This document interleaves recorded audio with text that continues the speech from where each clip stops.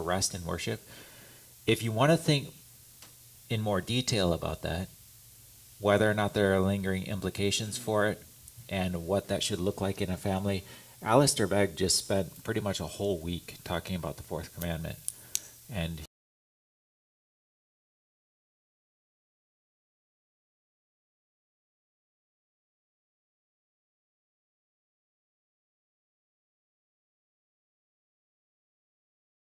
you would agree or disagree? Does he make a biblical case for it? Does he not? You can go to Truth for Life. And again, I was surprised that he took basically a whole week on that one commandment, but it was helpful. And now he's switching to talking about family, probably because you go from the fourth commandment to the fifth commandment and it's family, but it's very much different from the way that many of us approach the ideas of the command to keep the Sabbath day and then family. And we're like, okay, so how does the Sabbath day come alongside of our family? Where does family fit? Where does church fit? And how do they run parallel? And his introduction, as he was,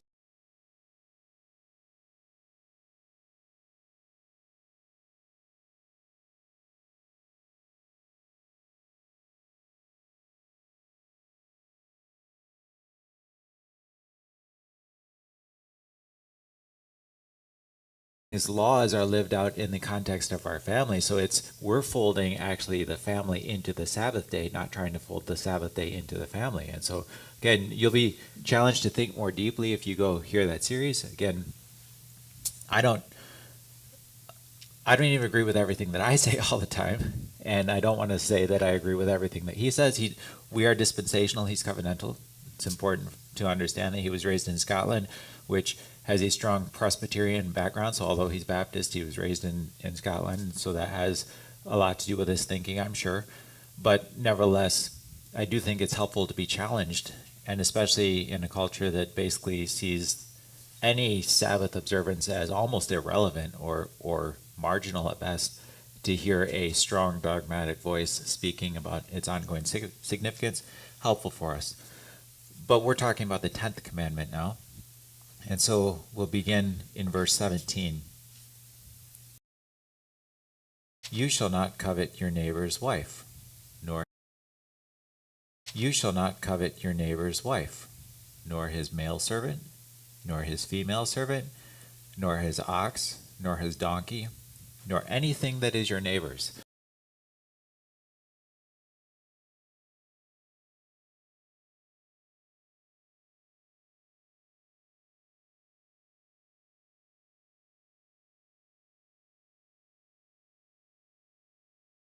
In town, obviously Jesus isn't talking about that. We might think, well, we might get hung up on the servant issue, and we've referenced it before. These are slaves that are being talked about here, and so we might get hung up and think, well, this doesn't apply to today because there are no slaves, and should there even be slaves in that? And we could have that conversation. But I think the end of the command really drives in a direction that we need to hear. Or anything that is your neighbor's. You cannot covet anything that is your neighbor's. In case you were looking for an out, Jesus defines neighbor as really anyone you come in contact with.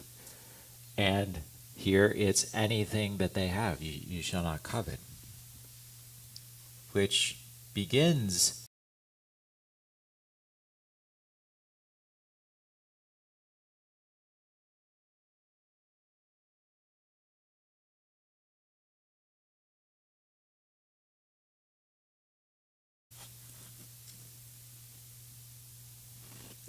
Micah. So I was just thinking about this, and I said this a couple weeks ago. We were talking about it back there, but one thing about those, all those are very specific items.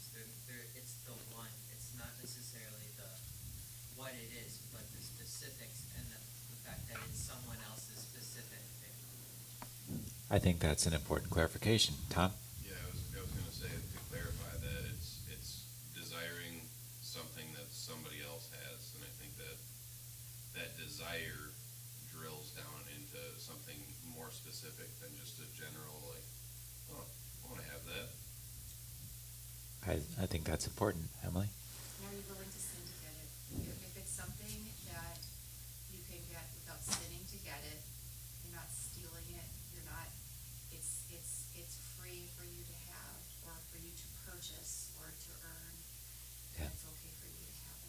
Yeah, good. So I think that furthers the conversation. Are you willing to sin to get it? Now, we're talking about whether or not the desire itself is sin. So if it's wrong to have the desire, then it's already sin before you even have to do something sinful to get it. But we've kind of said no, just simply having a desire isn't sin, and the means is important. Rihanna? I have heard somebody say covetousness can not just be desiring for something, but also wishing that somebody else doesn't have it, but you have it.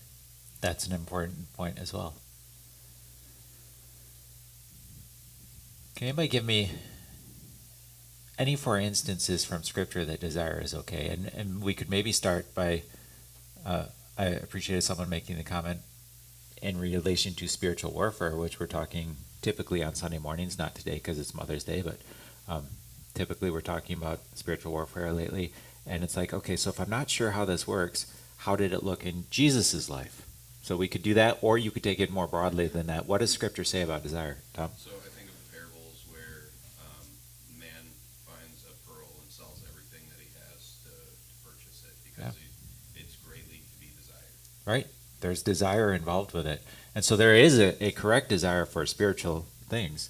For there's a desire to no longer be lost and be saved, which is what that parable is about. And there's desire for other stuff as well, Rihanna. There's a lot of women who desire to have child. Yeah. So it's Mother's Day. If you've been listening to Christian radio this week, you probably, like I, have heard a lot of programs about Christian mothering. Hannah was held up as a good example of a Christian mother. But the story of Hannah starts with a desire for something she doesn't have. And that actually is a part of her virtue, is that she desired something that she didn't have that God says is a blessing. And that's where the story starts. So it is a desire for that. Good. Desire within the bounds of what God has said. It's the whole book of Song of Solomon. Yeah. Husband and wife relationship. That is the bounds that God has set. Yeah. So marriage is honorable. A good thing for young people to desire to be married, including the physical relationship at some point, and that is a great blessing from God. And it is to be desired, but within the proper context. And so context is very important. Back when I was in college, there was a man who he taught a lot of the preacher boy classes, but he had a split palate. And so he always said something that I don't think anybody ever figured out for sure what he was saying, whether context is key or context is king. Nobody could ever quite figure out which way it was, but either way it was important. And context is so important. And that's true of our desire as well. Let me take you to an extended, so we could talk about Jesus. Did Jesus ever desire anything that he didn't have when he was living on earth in a human body?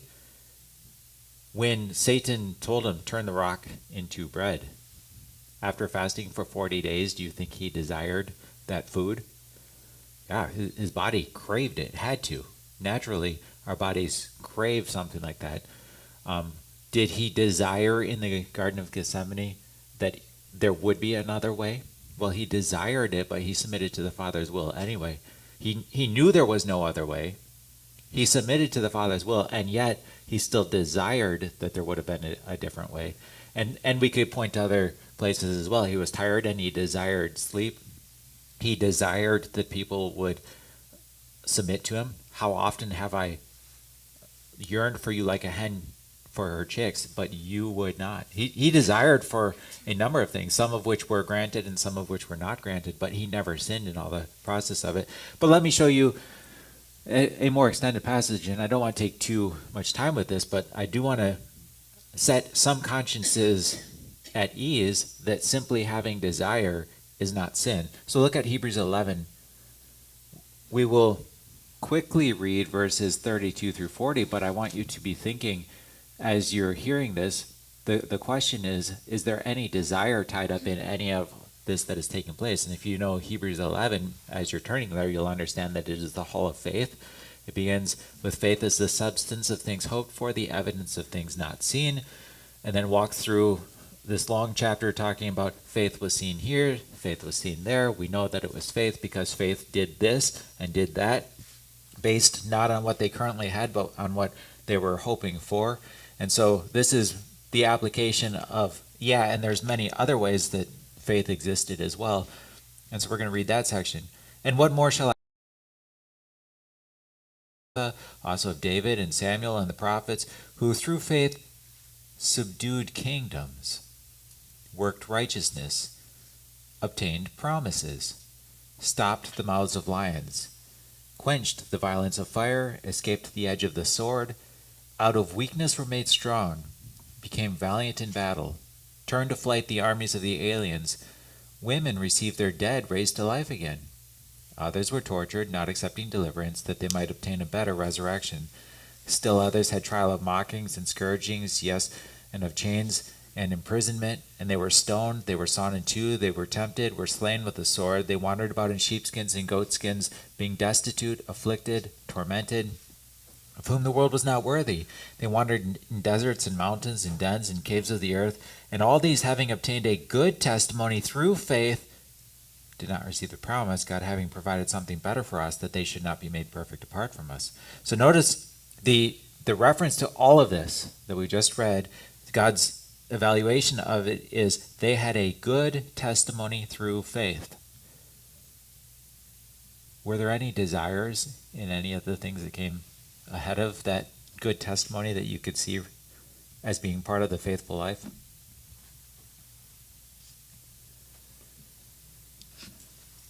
I could. Or I should say, the faithful life that they lived, are there any of those things that wouldn't have happened if people would not have desired something that they didn't currently have?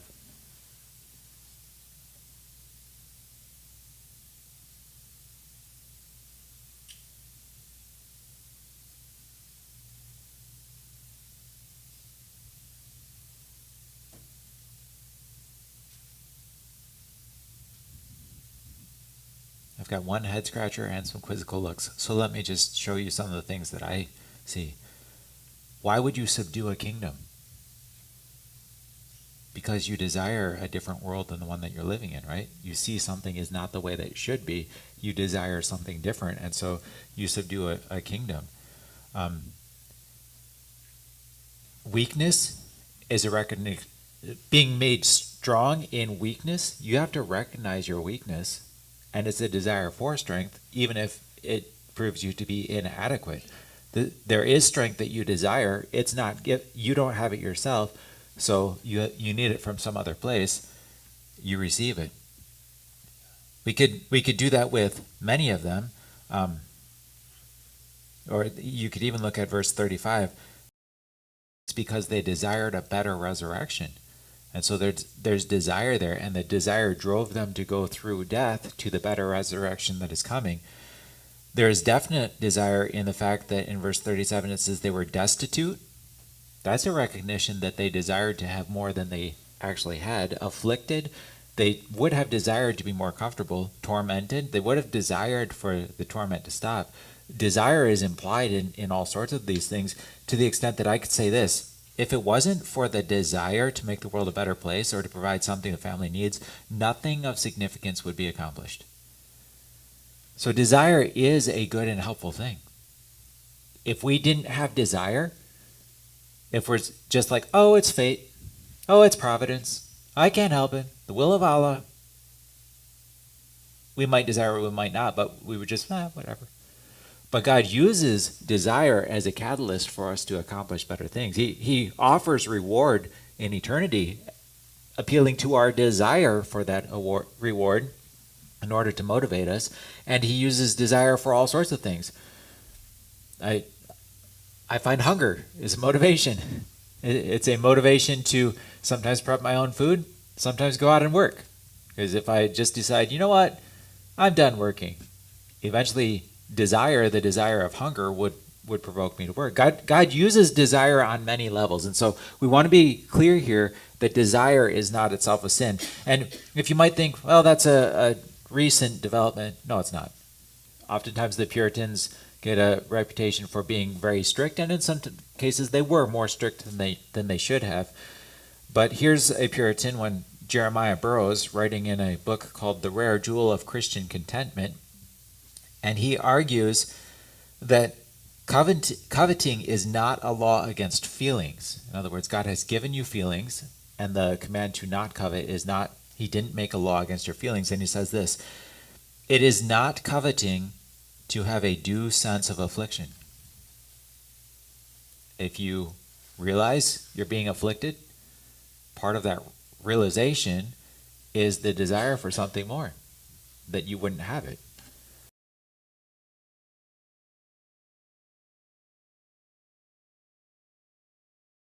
You shouldn't have it if people were being just, in some cases. That's not being discontent. I mean, that's not coveting something you shouldn't have. He goes on to say, coveting is not making in an orderly manner our moan and complaint to God and to our friends. So it's even okay to talk to people who are our friends about things that we would desire to have better or different in this life, and that's not a sin as long as it's done in an orderly manner. And as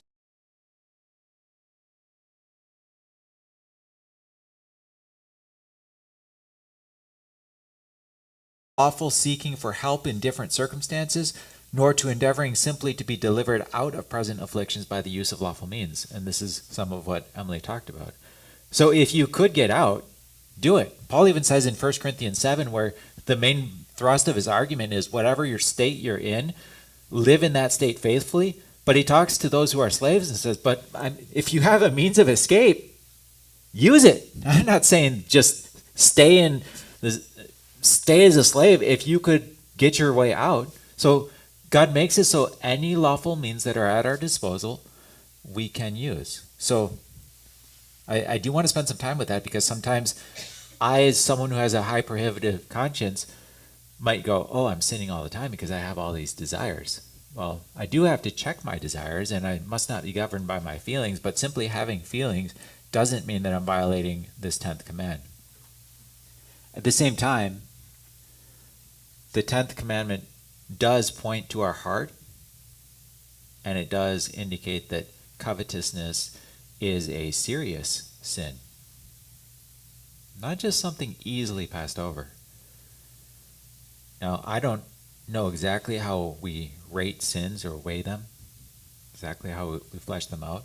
If I was to have you weigh in, so what are some serious sins in our culture, and you didn't know that we were going to be talking about the 10th commandment, I don't imagine that covetousness would come up. Might come up, but I don't imagine that it would come up. We would probably be talking about abortion. We'd probably be talking about various other social issues that are much in the news lately and are much on the Christian conscience. Covetousness, not so much. It's kind of like at gatherings of pastors. There's oftentimes talking about all these prevailing sins in the culture, but until recently I never heard pastors addressing to each other the sin of gluttony. And some of those pastors definitely have a problem with that, because as you look across a large, no pun intended, but a large gathering of pastors, it's a large gathering at times. It was funny in some senses and not funny in other senses to see pastors' gatherings happen at Northland. I'm not trying to throw anybody under the bus here, but some of the pastors who were attending needed 2 chairs to sit at the table because they were just that large.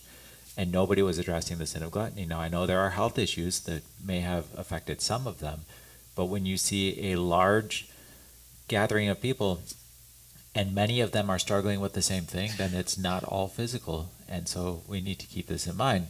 Covetousness would be one of those that in our minds would be a socially acceptable sin where, yeah, maybe it's a sin, but it's not that serious. And so I want you to look at 2 passages with me to understand that covetousness is a serious sin. Turn to Romans 1, verses 28 through 32.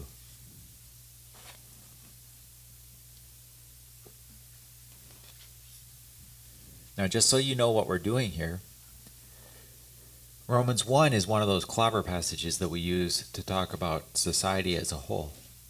And it's one of the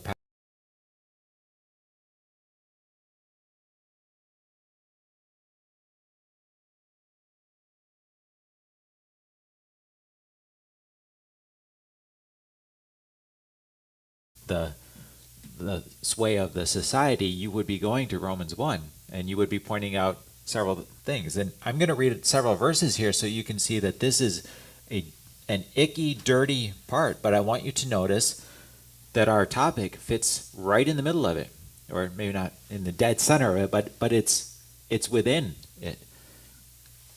Verse 28, and even as they did not like to retain God in their knowledge, God gave them over to a debased mind.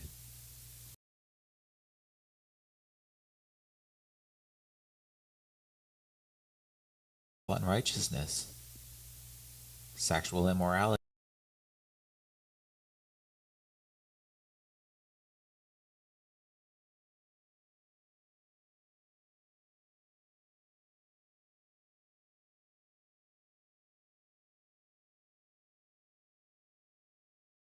undiscerning, untrustworthy, unloving, unforgiving, unmerciful, who knowing the righteous judgment of God that those who practice such things are deserving of death, not only do the same, but also approve of those who practice them. So God is saying to condone any of these sins, you're worthy of the same judgment as those people, but the judgment for all these things is death, and in this list is covetousness. That's not a one-off. We could go to several other passages, but let's go to Ephesians 5, verses 3 through 5, and again, notice where covetousness fits.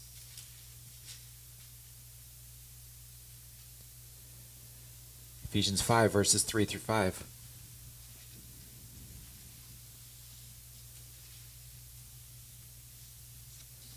But fornication and all uncleanness or covetousness, let it not even be named among you as is fitting for saints, neither filthiness, nor foolish talking, nor coarse jesting, which are not fitting, but rather giving of thanks. For this you know, that no fornicator or unclean person has any inheritance in the kingdom of Christ and God. Now, if that's all I read, I think we would have all known that going in. Of course, someone who gives themselves over to sexual sin, someone who's unclean, they don't have a place in the kingdom of God. But did you notice what I skipped? Nor covetous man who is an idolater. If you are covetous, you are an idolater, and you have no inheritance in the kingdom of Christ and God. God doesn't look at this as a socially acceptable sin, something that's just a one-off, something, well, you live in a society that's full of advertising, of course you're going to covet. That's okay. God doesn't say that. So we want to be very careful about this. Let's move forward a little bit then. How to describe it. So there are two main things that we're going to talk about, and then some applications. You've already identified them pretty well, so I don't need to take any feedback here, but the two ways of understanding whether or not we covet are, number one, we covet not simply when we want something nice, but when we want a nice thing that someone else has. That thing. I don't just want a thing like what they have, I want that thing. So you covet your neighbor's tractor in our farming community. You covet their ski-doo. You covet their bicycle. You covet their children, who are always so much nicer and more obedient than your children are. You covet their dog because it doesn't make messes like my dog does. You covet their thing, especially in contrast with the thing that you have. Sometimes you do things to get that thing. Toddlers in a nursery are a wonderful illustration of this because coveting is their MO. I heard about, it was a slightly different application that a teacher was making, Paul Tripp was making in a parenting context, but he was talking about how oftentimes we try to settle disputes rather than addressing the covetousness in the heart. We ask who had it first, as if that somehow gives them some legal right to it because they had it first, when actually the issue is the issue of the heart, and the kid who had it first might be just as covetous as the one who's trying to get it from them. And so in a way of illustrating that, apparently in a family that had been done enough, the one kid had a brilliant idea. Early in the morning, before anybody was up, the kid went in the playroom And he went around, got all the toys and put them in this huge pile in the middle of the floor, and he had it all first because he was up. So for the whole day, it was his kingdom. He had it first, and so he had established the right to it.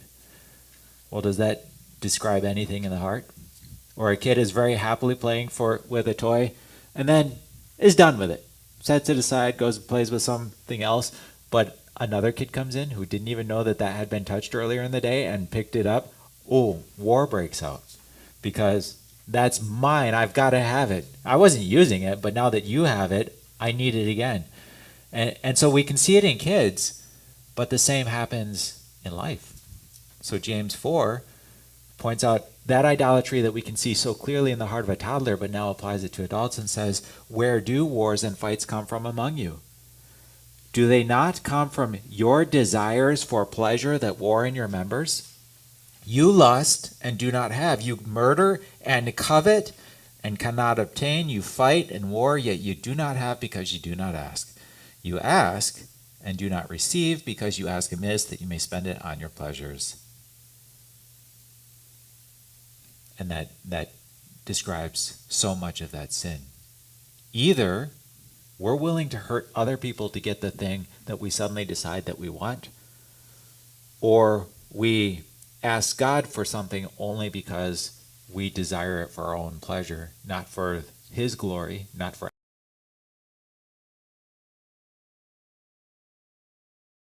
supremely of what is good for us, what we would like, what would make us happy, and what could make our lives better, regardless of how others are affected.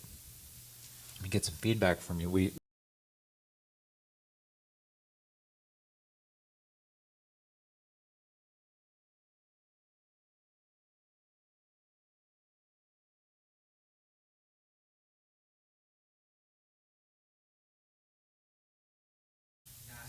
Not living as we should when people looking at us and saying, like, oh, you're a Christian because nothing backs it up if you just claim it. Okay, so we don't glorify God when we are just living for ourselves. We're making a statement. Nobody can see it. Anybody give me a verse that talks about like what we're supposed to do instead of that? Go ahead. Thinking whatever we do, whether we eat or drink, Yeah. for the glory of God. So if I'm eating something, do it for God's glory. There's delicious bread back there. When you go get it, and I hope you will, do it for God's glory and others' good, not only because you want it. You should want it. Wally makes good bread, and I've been talking with his mail carrier saying he needs to bend Wally's ear a little bit because he hears us talking about the mail carriers getting cookies out of our box, and I'm like, you got a baker on your route that's like way better than us. Bend his ear a little bit, get some baked goods in your mailbox. So we've been talking about that. You should want that bread. But when you eat it, you should not only have your desire in mind. You can also think about Wally, who wants you to eat it and wants you to enjoy it, and he gets enjoyment by knowing that you enjoyed his bread. That would be a way of eating that bread for someone else's good.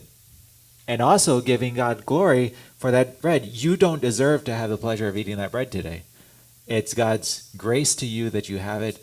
You can eat it to God's glory. That's a simple example, but it proves Micah's point that we can say we're Christians, but even when we go back there and eat that bread or drink that coffee, we can do it for God's glory. Now, the specific context of that is even beyond bread and coffee. It is the communion context. And so whether you eat or drink, do all to the glory of God. We should take communion to the glory of God. And by that, it should be evident that the person who puts that cracker in their mouth and drinks that juice, if anybody has been observing them throughout the week, they shouldn't be trying to slap your hand away so you don't take it and go, you're not a true believer. Rather, Jesus says, let your light so shine before men that they would see your good works and glorify your Father who's in heaven. And that's pretty encompassing. People do see you, what you're doing. I love that statement. It's probably going to become one I repeat all the time. In a small town, the benefit of living in a small town is if you don't know what you're doing, somebody else does. And that's very true. The small town knows what you're doing, and they have observed it. And it's a little daunting if you're a mail carrier and you know you're going to be on all these properties, and if you misdeliver something, it's going up on the community Facebook page. It's a little daunting, but it's also a good opportunity because that means I need to continually remember that the way that I drive and the way that I deliver packages and the way that I interact with dogs, that's all going to be noticed. And it's supposed to bring glory to God. We live our whole lives that way. We could walk through chapters of 1 Peter to describe the same thing. So the point is, we do not live supremely for what is good for us. If we do, that's covetousness in action. And secondly, we covet when we crave something that God forbids or that something has not given. So there are things that God sometimes gives, he just hasn't given them to us. Or sometimes we crave something that specifically God has forbidden. And the classic example of this,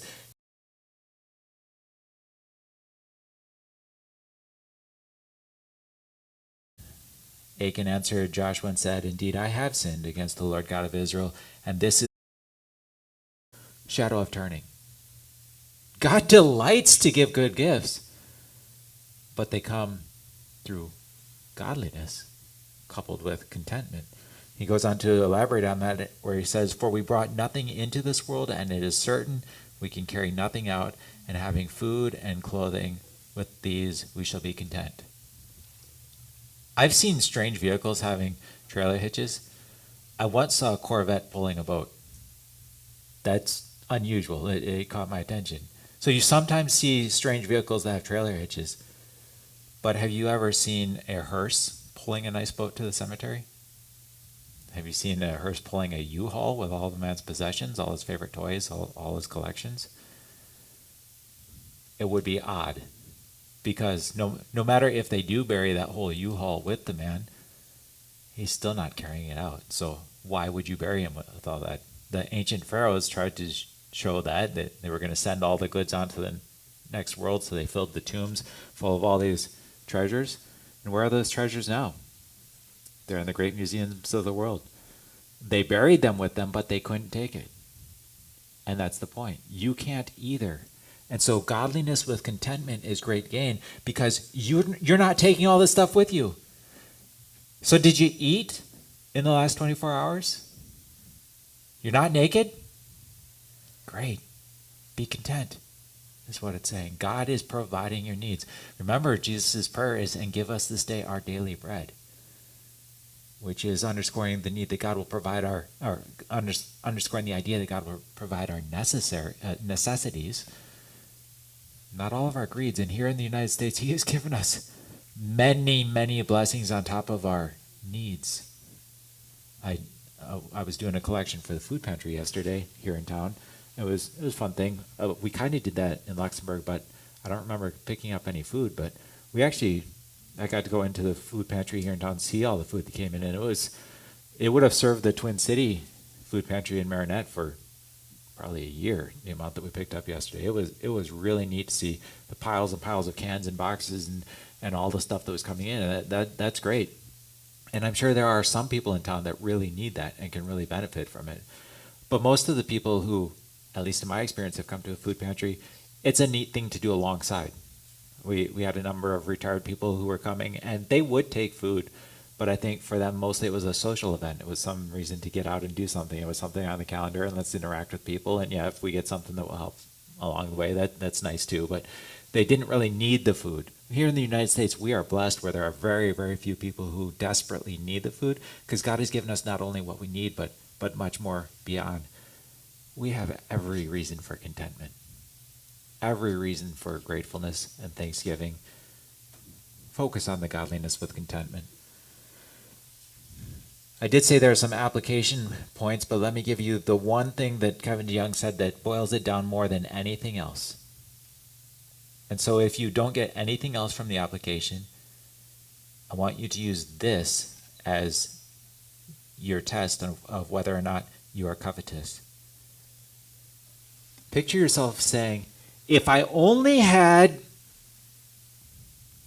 I would finally be happy." What's in that blank for you? We find ourselves saying it all the time. If only I would be happy. But if only